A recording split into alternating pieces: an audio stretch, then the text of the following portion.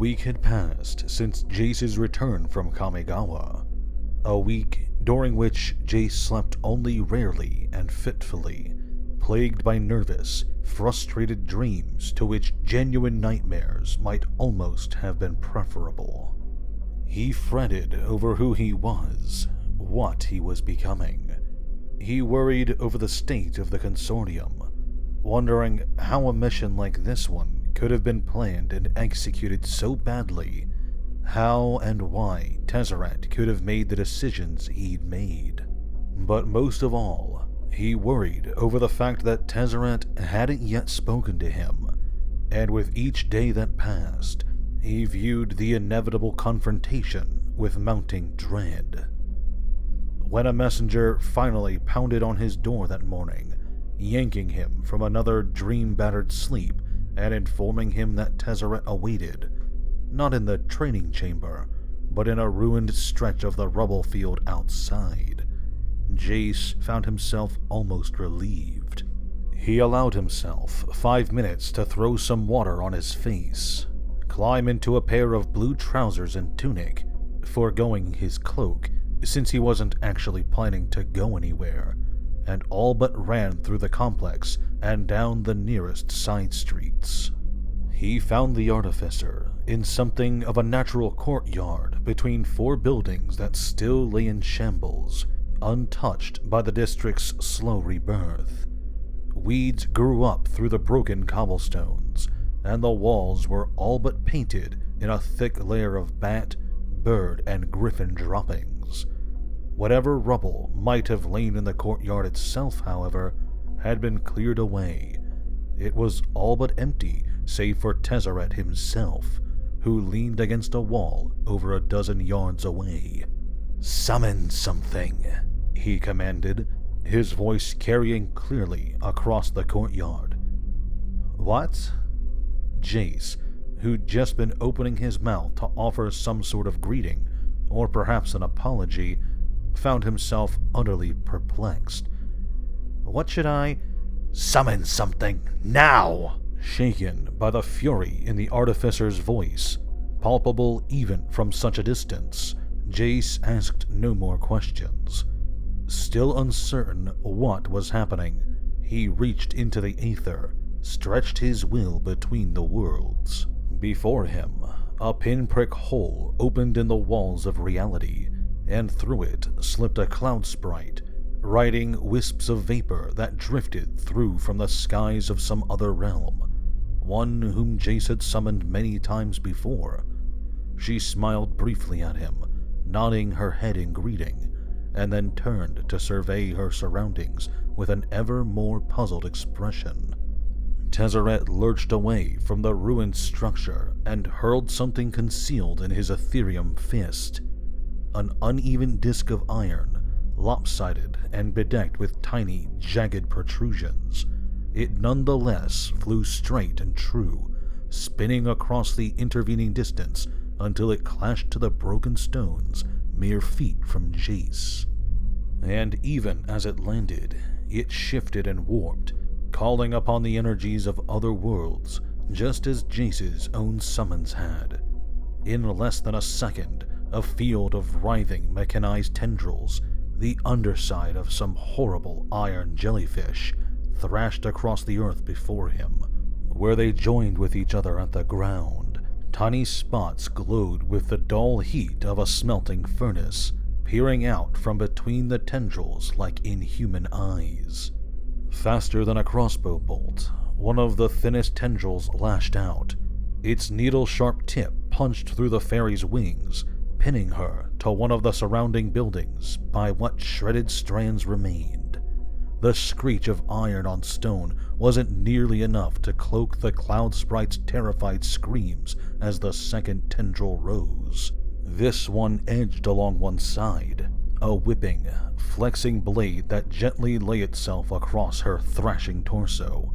Jace tried desperately to dismiss the summoning, to send her away, but so stunned was he by the sudden assault that he left it too late, waiting just those few seconds too long. The scream ended abruptly as the tendril pushed. The two halves of her body dropped from the wall, fading before they struck the ground and leaving behind only a tiny smear of blood to show that she had ever been. Jace turned a furious gaze on Tezzeret. "Why?" he demanded, overwhelmed by a peculiar guilt he'd never before felt at the death of a summoned minion. "There was no reason. There—" Metal ground on metal as the iron monstrosity struck again, this time with a squat tentacle lacking any edge at all.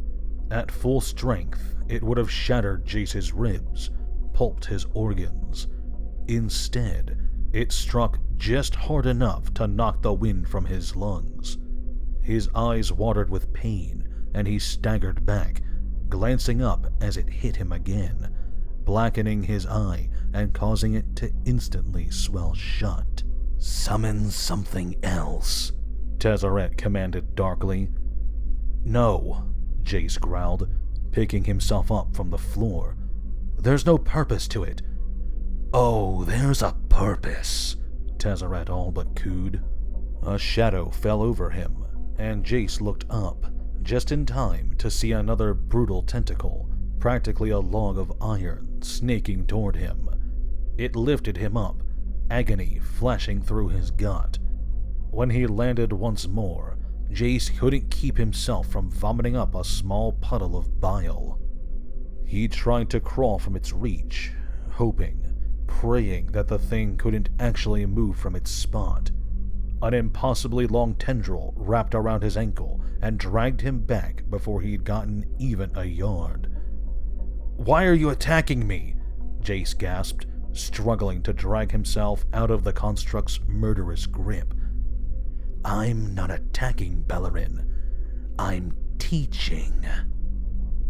And he understood then. Understood that while Tezzeret wasn't about to kill or cripple him, while he was holding the golem back, the beating wouldn't stop until Jace made it stop.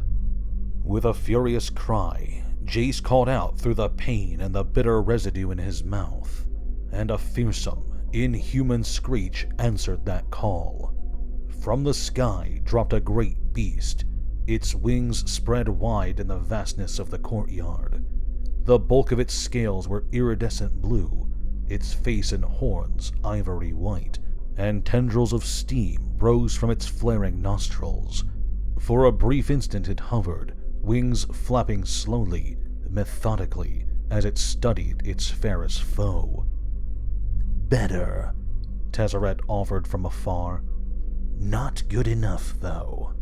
As though to prove him wrong, the drake surged ahead, twisting almost on a wingtip to avoid a series of vicious strokes as it flew through the thicket of tendrils. It dug its claws into two of the largest, ripping them up and hurling them back against the wall with a deafening clatter. Shrieking its anger, the drake soared up toward the clouds, curling back around until it faced the construct once more. As it neared, its great maw gaped wide, unleashing a torrent of steam so impossibly hot that even Baltrice's fires might have struggled to match it. The sharp edges of the iron grew soft and dull, and tiny droplets of liquid metal rained down to the floor around the multitude of tentacles. It reached out once more, but its movements were slow and feeble. Several of the thinner limbs looked ready to give out entirely. The drake circled the yard once more, coming back for another pass that would reduce the construct to slag. But as its foe turned in its aerial acrobatics, the wobbling golem reached out and slammed a limb into a broken, weather-worn gate lying before the entrance to one of the buildings. Instantly, the iron crumbled into rusted particles, and just as swiftly, the tentacles straightened, whole and hearty once more, with no trace of their injuries save several sporadic scorch marks. More than a dozen of the tendrils lashed clear across the yard, the force of their attack shaking even the cobblestones to meet the drake halfway. Bladed limbs flew, claws raked across iron, sparks fell to sputter out upon the ground, and Jace could only cringe as the drake plunged, bleeding, into the center of the mass and slowly faded from view. He felt a sob of frustration and fear begin to well up within and mercilessly crushed it down, allowing himself only a faint gasp of pain in its place. "Again, Bellerin!" Tezzeret shouted over Jace's shout of denial, of despair. "Summon again!" He had almost nothing left. Leaning against a wall, breathing hard, Jace watched with wide eyes as the wriggling limbs reached toward him once more. He'd never summoned anything more potent than the steam-tongued drake. It had always been his ace in the hole, a creature that none of his foes could best. He was exhausted from a week of sporadic sleep, aching from the blows he'd already taken, almost tapped out by the summons he'd already cast. Burning hell, he hadn't even had breakfast, but he knew, as well, that he could not take another pummeling. It wasn't that he was concerned about physical pain, not anymore. He refused to admit further weakness to the metal-armed bastard across the way. Jace sank to the floor, his legs hunched, his back against a wall. In and out he breathed, slowly, ignoring as best he could the metal fiend that drew ever nearer. And he reached, carefully, desperately, for the river that flowed through the heart of Ravnica, past the borders of Dravik District. The rubble field wasn't built on the banks of that river, but it wasn't all that far. Jace's familiarity with it might just be enough. He touched her mind and soul, felt her respond to his call. He'd sensed her before, though he'd never known precisely who or what she was. Felt her watching him as he sent his senses into the aether, practiced the litanies and exercises that, when put together, would comprise summoning spells more potent than any he'd ever tried to cast. This wasn't how he'd planned to test himself, to try such a powerful summons, but Tezzeret had taken the choice from him. Channeling mana from the river as though he himself were nothing but a tributary, Jace threw his power and his will and his need into the void. The stone wall of one of the surrounding structures burst outward, reduced to a snow-like powder as something immensely powerful struck it from behind. An enormous leonine body squeezed through the gap, cracking the stone farther as it appeared. The fur that coated her sleek form was an unnaturally deep blue, but multi-hued wings spread from her back, and her head and face were those of a beautiful and very angry woman. Her eyes flickered briefly over Jace's bloodied form, and then to the metallic limbs that threatened him. She hurled back her head and uttered a roar that wasn't remotely feminine, and took to the air with a leap of her hind legs, a leap so powerful she scarcely had to spread her wings at all before she landed atop her foe. Her great weight and greater strength brought a dozen tendrils crashing to the earth. They thrashed at her with razor-edged blades and bone-breaking cudgels. Most of its attacks she swatted aside, a cat enjoying the feeble struggling of a dying lizard. Of those that connected, most rebounded from her toughened hide. Only once did the golem's blade cut deep, drawing blood as blue as the Sphinx's fur. She roared once more, reared high, and came crashing down with all her weight, front paws flying faster than the eye could see. And when she finally stopped and stepped away, Tezzeret's construct was nothing but a pile of shredded strips, for her claws pierced iron as easily as they would have flesh. The courtyard suddenly reeked of strange oils and base metals. Jace gave her a smile of deep gratitude, even bowing his head as he dismissed the summons, allowing her to return to her distant home. And then he turned and glared as Tezzeret appeared above him, applauding softly. "Are you happy now?" Jace spat at him. "Indeed." Tezzeret knelt until he could meet the younger man's eyes. "You've learned 3 vital lessons today, Bellerin. You've learned that strength unused is strength you do not have, that you should never hold back your full potential. You've learned to call allies far greater than any you've yet commanded." "And the 3rd?" Jace asked, trying hard neither to scream at Tezzeret nor to roll his eyes at this lesson. "You've learned that you already strip free will from other creatures when it suits you. What else are you doing when you summon up a sprite, or a drake, or a sphinx to fight and possibly to die for you?" Jace felt the blood drain from his face, and he wondered why he'd never considered that before. "Baltrice told me what you did to the Rat Man," the Artificer said. "I know you can do it, and now I've shown you that you are indeed willing to do it. So the next time I order you to do so, I expect you to obey, without hesitation and without complaint. Go take yourself to the healers before any of those freeze up on you."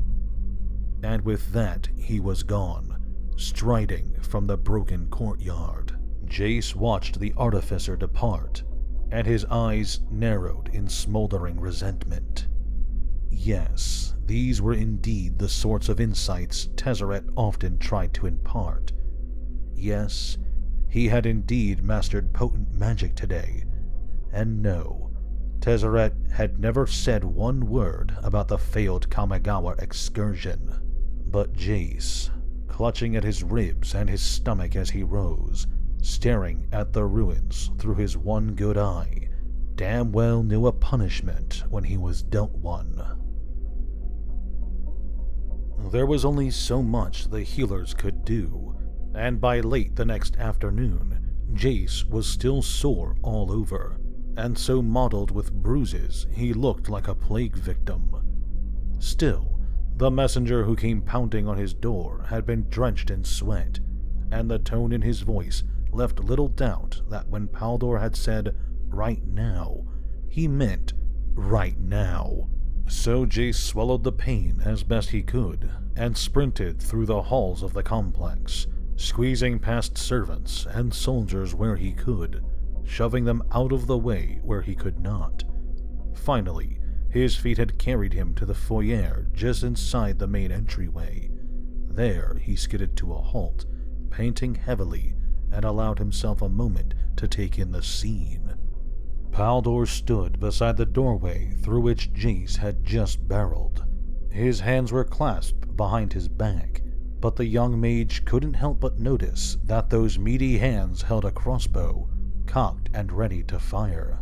Half a dozen consortium soldiers and swordsmen, calloused included, held naked steel in their hands and stood in a circle around a stranger whose crooked grin suggested that he found the whole affair amusing.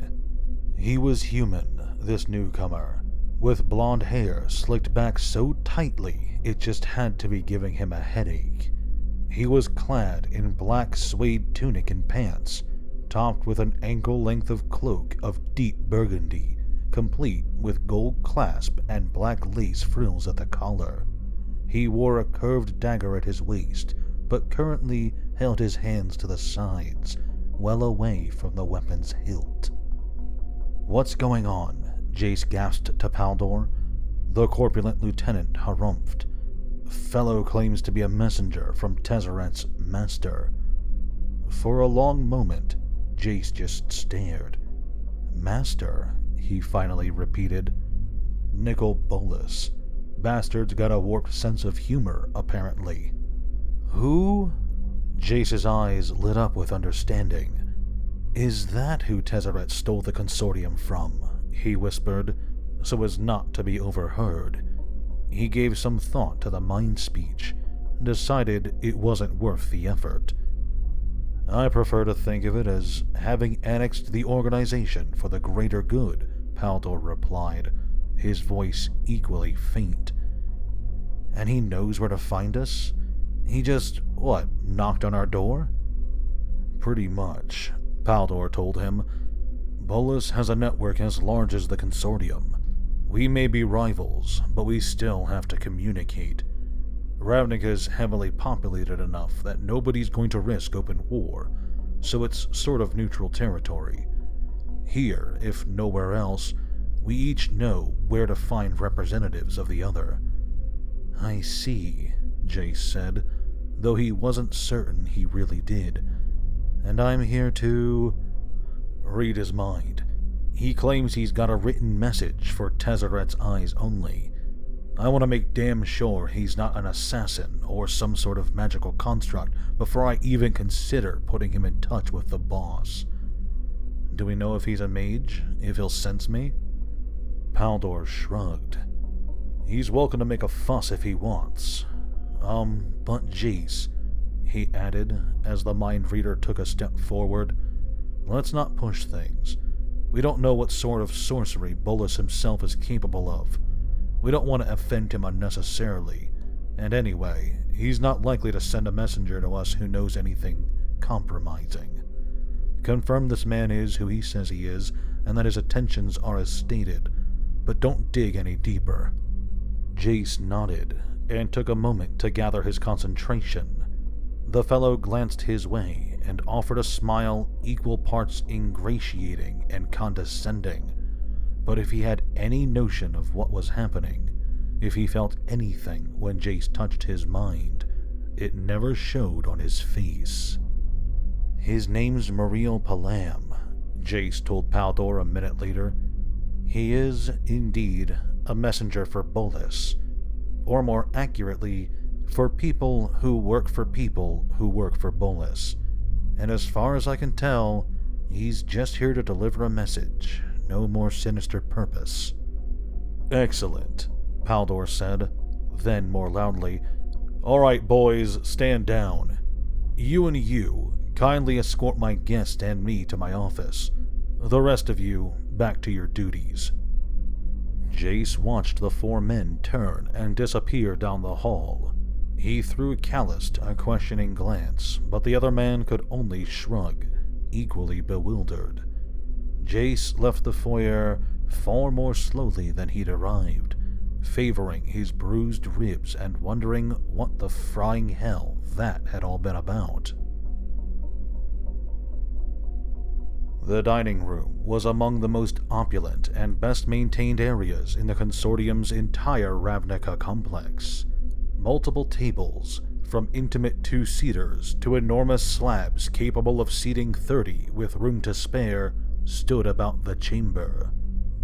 The chairs were comfortable, upholstered works of art, allowing their occupants to sit for hours without growing sore or restless. Multiple doors allowed access to the halls of the complex, as well as to the massive kitchen, ensuring a clear path for servers to come and go. On every wall hung tapestries of intricate craftsmanship, most of which had the vaguely enticing smell of old cooking permanently trapped between the threads, and the ceiling boasted rafters of wood that served absolutely no structural purpose, granting the entire room a vaguely artistic, homey feel. The floor, however, was bare hardwood. Paldor had reluctantly allowed the fancy shag carpets to be torn out after the entire cleaning staff threatened to resign. Tonight, as he sometimes did when there was forthcoming business to discuss, Paldor invited some of the cell's top agents to a dinner provided by his private chefs. 7 of them now sat around one of the mid-sized tables, Callist and Jace.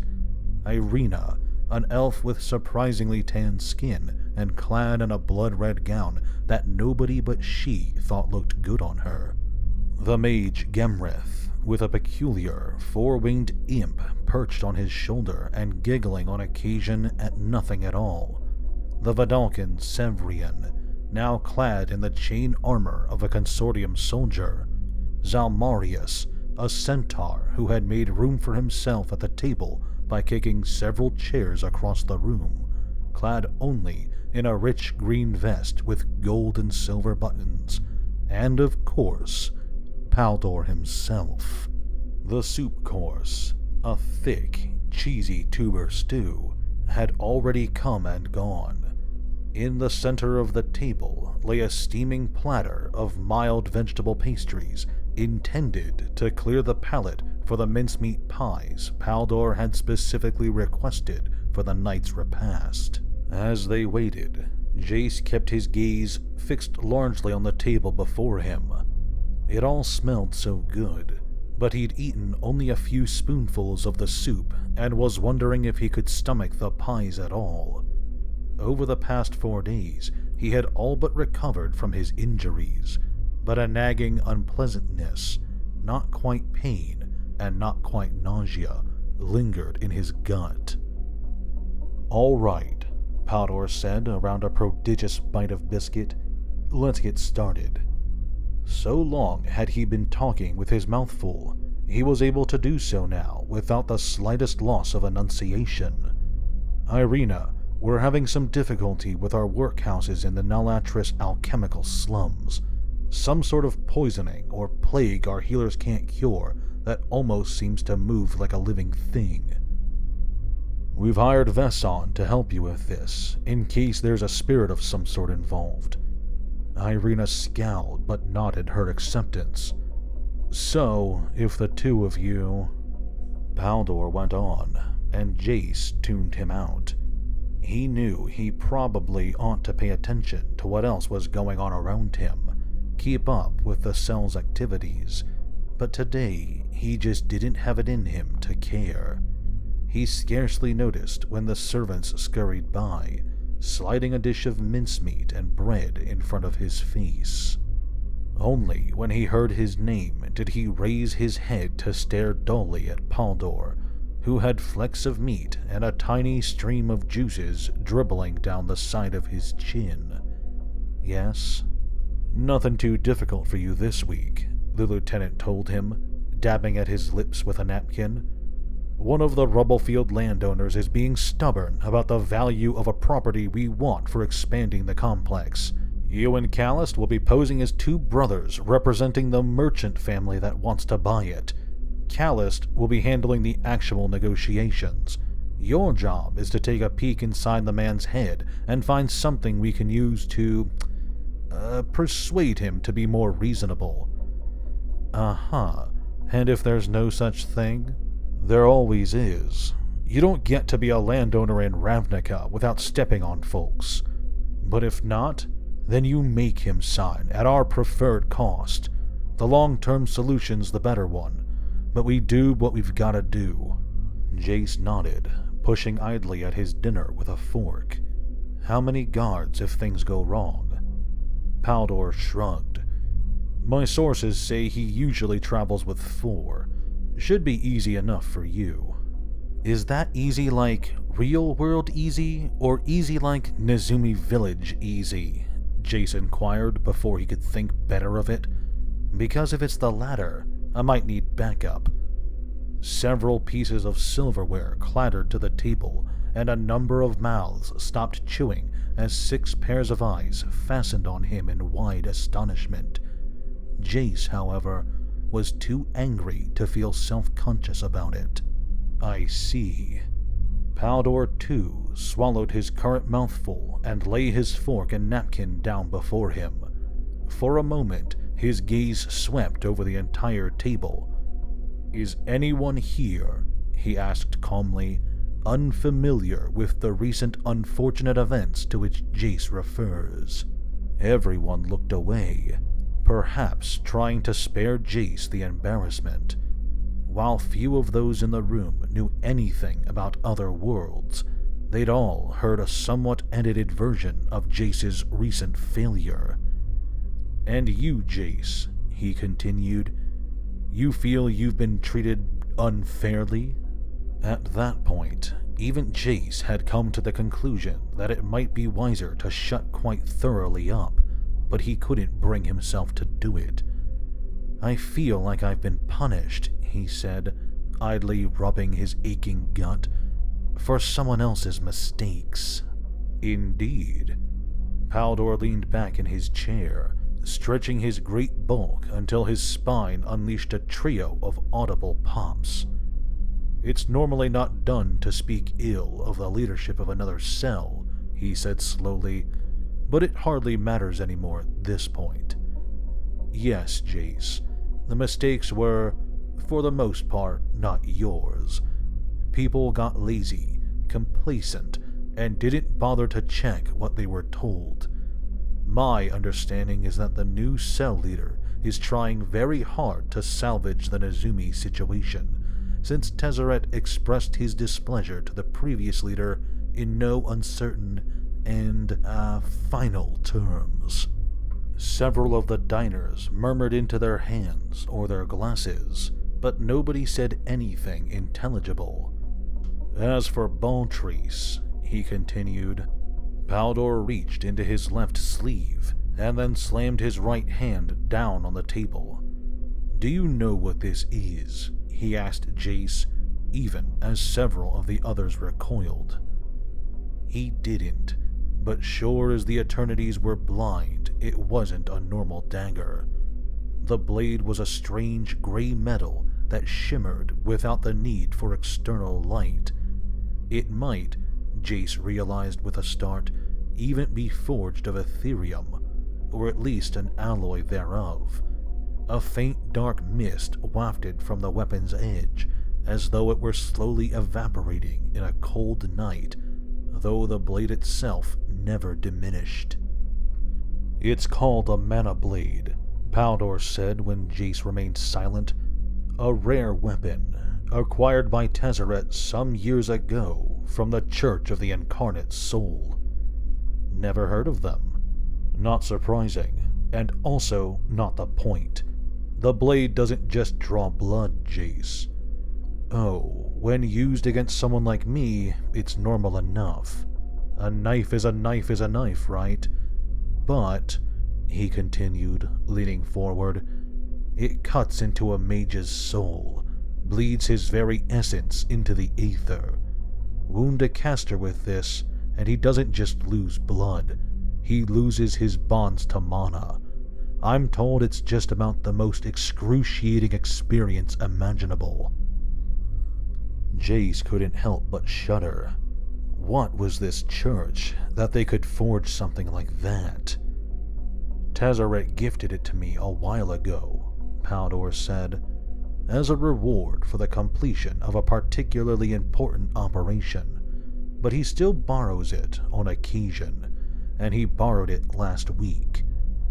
My understanding," and now there was nothing jovial at all in that normally cheerful visage, "is that he kept himself to shallow cuts.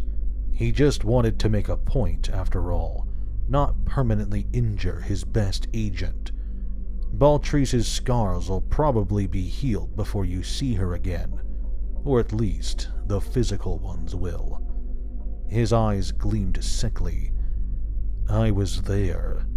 Tezzeret let me watch, since it's my blade, and I think the memories will last her long, long after the scars have faded.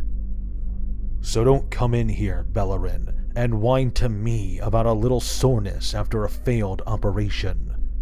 Paldor flicked his wrist, and the mana blade vanished once more up his sleeve. "I promise you, you don't know what punishment is. Keep doing your best for Tezzeret. He'll keep making you rich, and you'll never need to know." Jace looked down at the table once more and nodded. "Excellent." Paldor's face broke out in his accustomed grin once more. "So, who's up for dessert while we start talking details?"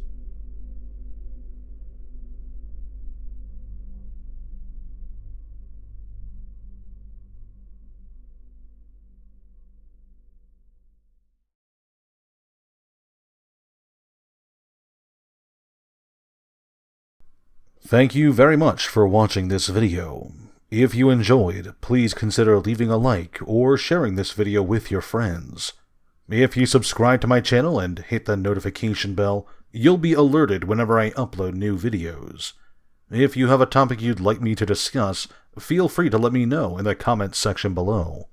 Finally, if you'd like to support me directly, well, I've created a Patreon for this channel. If you like what I do and want to help me out, go check it out. A link to it will be in the description below. Thanks again, and have a great day.